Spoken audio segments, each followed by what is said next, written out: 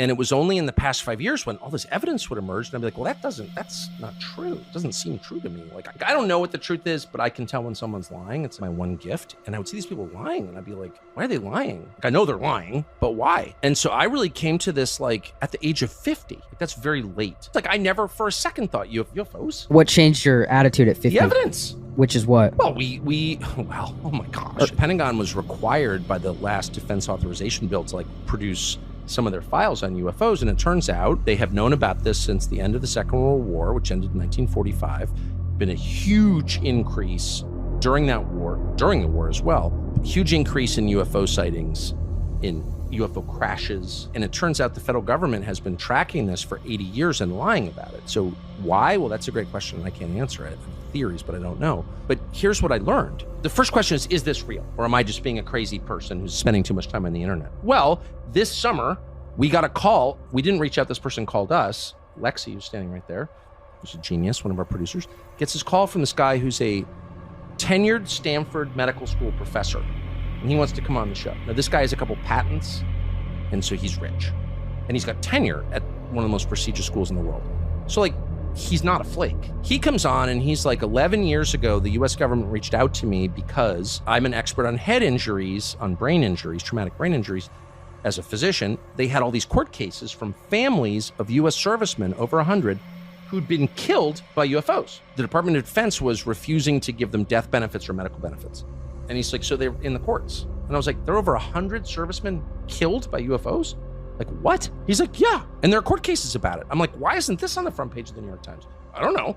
But he goes, I'm involved in it. I'm one of the researchers. I'm the expert witness in these cases. Holy shit. What does that mean? And he's like, for example, UFOs appear to be attracted for whatever reason to nuclear energy. So at nuclear missile bases in the upper Midwest, for example, nuclear-powered aircraft carriers, nuclear-powered submarines are all getting buzzed by these objects, including underwater. And in a number of cases, these things have landed on military bases, including famously in Germany, in West Germany in the 70s, and servicemen have approached them. Like, what is this thing? There's this like giant glowing thing on the base. And they approach and they get traumatic brain injury.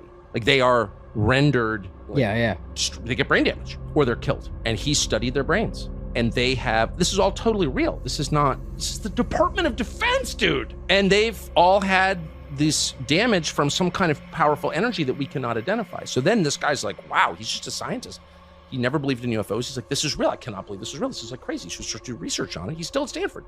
And it turns out that actually, yes, these things have been shot down and crashed, and the US government has the wreckage, and it's being held by defense contractors, Raytheon, Lockheed, which are big independent companies, but that work for the US government. They're really part of the Department of Defense, but they're separate. So their sunshine laws don't apply to them. You can't actually get information from them. It's a very tricky way to hide information. And they have the wreckage from these crafts. And I'm like, really? Are we positive these aren't like advanced Russian or Chinese? No, of course not. Is it more like the government or whatever is just this good at hiding it, or people just don't care? Well, I think it's a combination of both. I think it's too big for people to metabolize. Like, if Prince Harry says something stupid, everyone's like, I can't believe Prince Harry. Because, like, that's manageable. You can, like, oh, this douchey fake prince with his stupid wife from Santa Monica. Like, I get that. But the idea that we're not alone in the universe and we're getting buzzed by these objects whose behavior defies physics, like, that just explodes too many categories in my head. I just can't deal with it. And I think that's part of it. But I'll tell you this, the most interesting from my perspective, I don't know if it's a consensus, but a lot of people, serious people, not crazy people, who study this stuff, US government employees, seem to believe that these objects are coming from under the oceans. So the conventional view is they're coming in from outer space. There's not actually a lot of, something enters the atmosphere, we can see it on satellite, and there's not any evidence of that, actually. Maybe it's happening, but we don't know that it is. There's a lot of evidence these things are coming out of the ocean, including videotape, of these objects coming out of the water at high speed, or even more amazing, descending at Mach 3 into the water. And then, of course, we have a huge submarine fleet. What the fuck? Then we have a huge submarine fleet, American, but also Chinese and Russian, underwater with pretty sensitive measurement devices, sonar, etc. And they have recorded these objects doing hundreds of knots underwater. So, let's just stop there. Wait, what's knots? It's 1.1 miles per hour. It's a way that we measure objects in the water. It's 1.1 miles. It's a little more than mile per hour, and a mile is a measurement that we use in the United States. Right. It's distinct from a kilometer, Still which learning. I think is Yeah. common in Canada. But anyway, these things are moving at impossibly high speeds.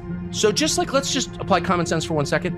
If I take a 45 ACP, a 45 caliber handgun and fire it at you underwater in, say, a swimming pool, 50 feet away, you can catch the bullet because the resistance is so strong from the water that objects can't move that fast underwater. We know that, but they are, and they're moving without any visible means of propulsion. So no wake, no bubbles. Where have we like tracked that? All over speed? the world.